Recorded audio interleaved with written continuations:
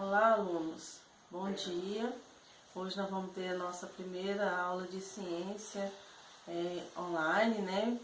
Vamos começar fazendo uma oração, se não fazer um minuto de silêncio, colocando aquelas famílias que estão perdendo seus familiares pelo esse vírus da Covid-19. Nesse instante eu vou começar a nossa aula. Nosso conteúdo vai ser os componentes do ambiente. Eu estarei passando para vocês algumas informações para depois vocês desenvolverem as atividades. Bom, nós trouxemos aqui, observe as imagens abaixo. Nessa primeira imagem nós podemos ver, vocês podem observar essa imagem, o que a gente estamos vendo aqui, né? Uma rocha com uma orquídea que cresceu entre ela. Aí a gente passa a pensar, olha, como que ela conseguiu crescer no meio de uma rocha? Mas com certeza há alguns fragmentos de terra aqui, né, do solo, para que ela possa se desenvolver. Quais são os elementos que você percebe na cena? Eu já havia comentado, né? São rochas e uma planta. Existe diferença desses elementos? Sim. A rocha é um elemento que não tem vida e a planta é um elemento que possui vida. Nos vários ambientes existem seres vivos que se relacionam entre si e elementos não vivos, importantes e necessários para o desenvolvimento da vida.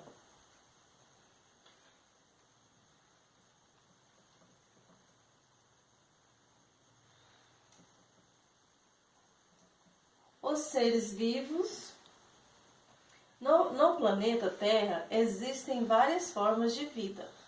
Os animais, as plantas, são exemplos de seres vivos. Às vezes a gente pensa que só nós os animais que possuem vida, né?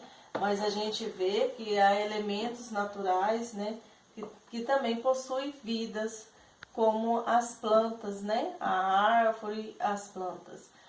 Como iremos descobrir quais são os que têm vida e os que não estão em vida?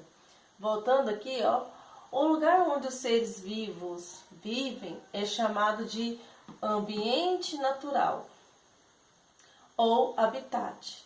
No habitat em que vivem, os diferentes seres vivos podem ser encontrados na terra, vemos um exemplo de um animal, nas rochas, né? É outra orquídea aqui. Na água, a presença aí de um golfinho, né? E de plantas aquáticas, né?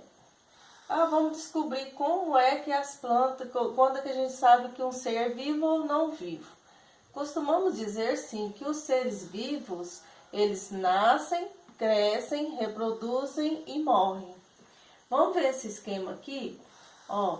Aqui do ovo nasceu o pintinho, cresceu, reproduziu e chegou ao final da vida, né? Morreu. Então, reproduzir, que a gente está falando, reproduzir, significa gerar novos seres, ter filhotes.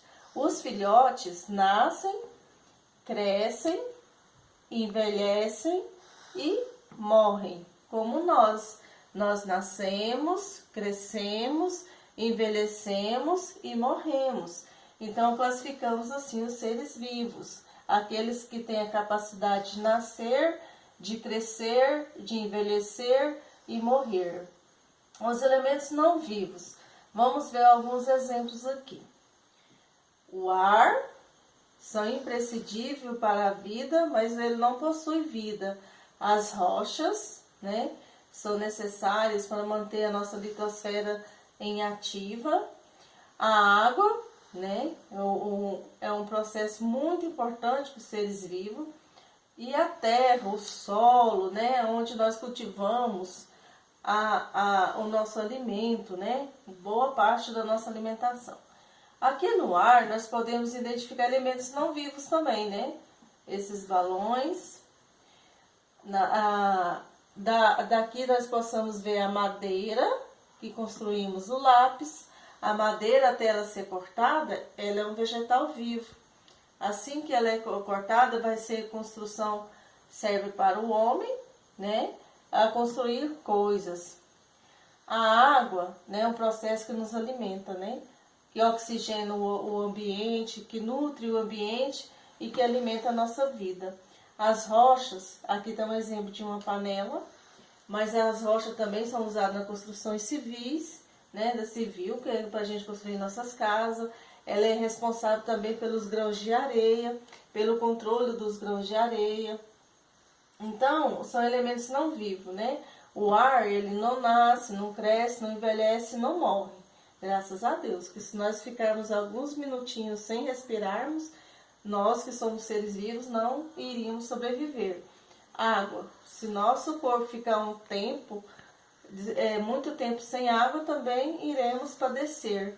E a terra lá no solo que produz os nossos alimentos, ela deixaria, se não produzirmos, nós morreríamos de fome, né? Então, são ambientes não vivos, mas necessários para os seres vivos. Os elementos não vivos não nascem, não crescem, não se reproduzem e não morrem. Os elementos não vivos estão presentes na natureza. Eles são importantes para a vida e dos seres vivos. A partir dessas explicações, nós iremos desenvolver a atividade de elementos vivos e não vivos. Há poucos instantes a gente vai estar passando para vocês e vocês irão desenvolver, classificando para mim, elementos vivos e elementos não vivos, seres vivos e seres não vivos. Muito obrigado por essa aula hoje de ciências e aguardo as respostas de vocês nas atividades.